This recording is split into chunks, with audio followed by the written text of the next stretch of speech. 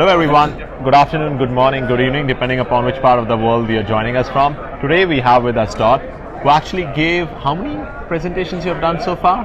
At this conference I had 2 tutorials and a lightning keynote. 2 tutorials, lightning keynote, which means she's been really busy over here. Uh-huh. Let's start with the tutorials. What were the tutorials about? One of them was on basically how to do good automation from a management perspective. And the second tutorial was looking at a wiki which I've been developing with Sareta Gamba, which is called Test Automation Patterns.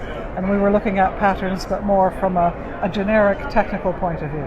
Got it. Let's start with the first tutorial. What were the 3 key findings? If you had to summarize those first tutorial into 3 key findings for the audience over here, what were the 3 key findings, key learnings for the audience over there who attended that tutorial? It's important to know why you're automating and set clear objectives. It's very important to be aware of some technical issues, particularly testware architecture, and don't forget about people issues, and it takes time. Okay. So it needs management support. And the third one, we just covered 2. Well, the technical aspects, and the third one is people issues. Oh, people issues. And management support. Got it. Yeah. Okay, and if people want to learn more about this tutorial, can they find more information about this tutorial somewhere? Well, the second, I'm not sure whether what's available on the SQE website for people to have a look at them. But the second tutorial was on the patterns. That sounds pretty interesting. Well, I think so. Yeah. And that one, there is a wiki which anyone can look at. It's just testautomationpatterns.org. Testautomationpatterns.org. Yeah, or testautomationpatterns.wikispaces.com. Got it. .org is a bit shorter. Gotcha. Summarize the findings of the second tutorial also for us, for the audience who is joining us. Well, basically what we were doing was looking at what the wiki does, and it presents various problems, which we call issues, or things that you need to do with automation. And then the patterns are basically ways of solving the problems that have worked for other people. So the wiki itself has something like 80 patterns in it and 50 issues, ranging from, we cover 4 categories: process, management, design, and execution patterns, because the problems that automation have are very varied. Really varied. So we try to address things in that. So give me an example of a process pattern which you might look into, or in a real world condition. How would that process work look like? Now I need to think and say, what's a process, which ones?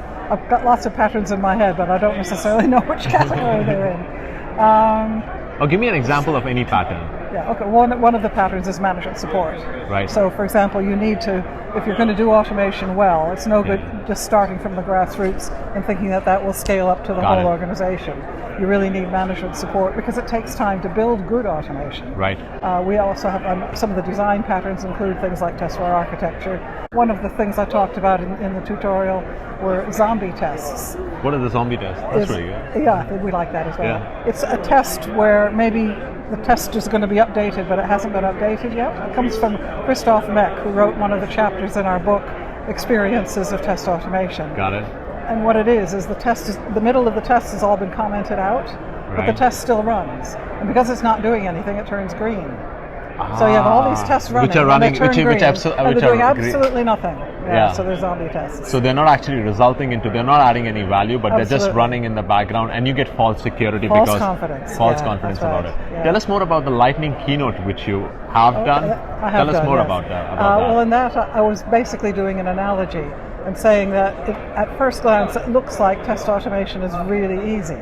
When you see your first demo, when you write your first test, oh, that was easy. But that's like picking the fruit off, the low-hanging fruit. And what you want to do with test automation within an organization is more like building an orchard so that you can grow enough fruit to feed a small town. Got it. And that's a pretty good analogy. A lot of, you need to fertilize the ground, you need to choose which trees you're going to grow, you need to prune them, you need to market them, you need to take them to market, you need to sell them, and that's, I think the analogy this is from your experience, nothing related to your talks or the tutorials you did. Since you have 40 years of work experience in this industry, where do people most go wrong with test automation? If you had to bet money where people typically go wrong, where would you bet money on? There's certainly more than one. There's not just one. Okay, let's start with the most common one. I think one of the things that people don't do is they don't research things before they start. They don't look at what else is available. They don't read books. They don't see what other people have done, and they make so many mistakes by just sort of going on and trying things without sort of seeing what else is out there to help them. Got it. Things like not having proper management support and not being able to have the time to do it well. There's many ways to go wrong with automation. Right. That makes not sense. having a good structure, not having the right objectives. I was actually referring to the next one. What about the framework? Do you see framework also posing a challenge for testers these days in automation? Like, how do you structure your test cases? Absolutely, and that's what I mean by the testware architecture. I see a framework as an implementation of a testware architecture. Got it. And there are some commercial and open source framework tools. There are some tools that have more of layers of abstraction built into them. Got it. So there's a lot of variety with the tools. Where are you flying to next? Chicago. Chicago? Yes, I'm not going home. Where's home though? In the UK, near Manchester. In the UK? Yeah. And we'll see you at Eurostar also this year, right? Yes, I have, so if you want to have a learn Eurostar shirt on. Yeah, she's got a Eurostar shirt on as well. So if you want to learn more about test automation and any of these concepts, grab hold of her at the Eurostar conference. Yes, Saretta and I are doing a half-day tutorial on test automation patterns from a management perspective. Got it. That would be really good. So if there is a QA managers listening to us, it would be really good for them to get a hang of the test patterns in general. Am I right? Thank you so much for joining us, Doc, today. Thank you, Nikki. Thanks a lot. Pleasure meeting you as well.